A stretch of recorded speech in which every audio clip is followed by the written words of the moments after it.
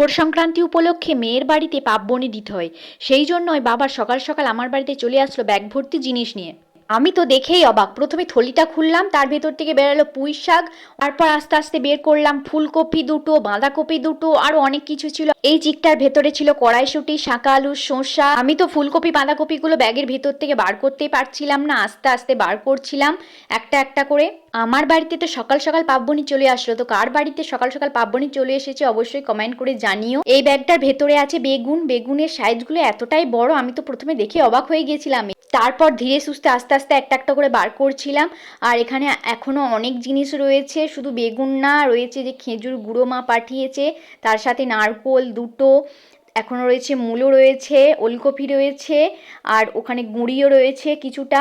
অনেক রকমের ফলও নিয়ে এসেছে বাবা, যার মধ্যে রয়েছে কুল, আপেল, পেয়ারা, এ সমস্ত কিছু। আমি তো দেখেই ভাবছি এত কিছু কিভাবে খাবো, কবে শেষ করব খেয়ে।